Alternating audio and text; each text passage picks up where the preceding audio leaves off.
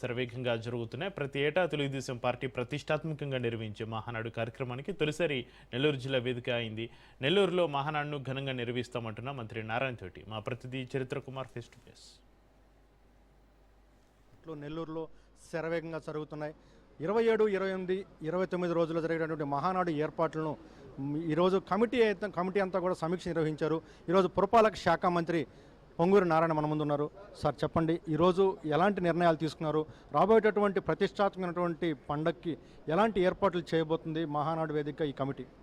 ఈ నెల 24, 27, 28 3 రోజులు మహానాడు నిర్వహించాలని కేంద్ర పార్టీ గౌరవమైన national president, Telugu Desam president Chandrababu Naidu గారు, అదేవిధంగా యువ నాయకుడు లోకేష్ గారు కమిటీ నిర్ణయించడం, దాని మీద నెల్లూరులోని పార్లమెంట్లో ఉన్న అందరూ ప్రతి ఒక్కరు యాక్షన్ ఈ సైట్ ఇఫ్కో సైట్ అయితే బాగుంటుంది నిర్ణయించారు. తర్వాత కేంద్ర పార్టీ కార్యాలయం కమిటీ వేసింది. ఆ కమిటీ సభ్యులందరూ ఇవాళ రావటం, వాళ్ళందరూ ఎవరికి వర్క్ ఇచ్చారో దాని మీద చాలా డీటెయిల్గా డిస్కస్ చేసి ఈ రోజు నుంచే వాళ్ళు యాక్చువల్గా ఎవరి వర్క్ని వాళ్ళు యాక్చువల్గా టేకప్ చేసేటట్టుగా ఇన్స్ట్రక్షన్ ఇవ్వడం జరిగింది. అదేవిధంగా నేను కూడా అయితే ట్రాన్స్పోర్ట్ కమిటీకి హెడ్గాను, అదేవిధంగా ఫైనాన్షియల్ కమిటీ రెండింటిలో ఉన్నాను. దానికి సంబంధించి కూడా డిస్కస్ చేయడం జరిగింది.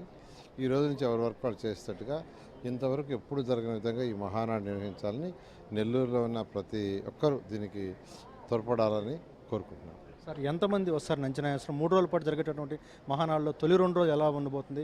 లాస్ట్ రోజు ఎంతమంది వచ్చిన ఎక్స్పెక్టేషన్ ఉంది? వాళ్ళకి వచ్చేటటువంటి వస్తువులు ఎలా ఉండబోతుంది? మొదటి 2 రోజులు సమస్యలపై చర్చిస్తారు.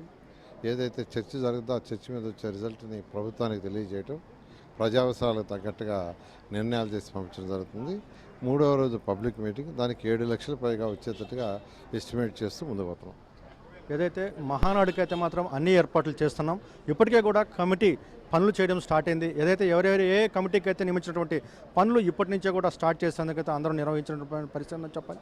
మహానాడు అయితే మాత్రం విజయవంతంగా నిర్వహిస్తామంటూ కూడా మంత్రి నారాయణ తెలియజేస్తాం. కెమెరామెన్ భరత్తో చరిత్ర కుమార్, రాజ్ న్యూస్, మహానాడు ప్రాంగణం నుండి.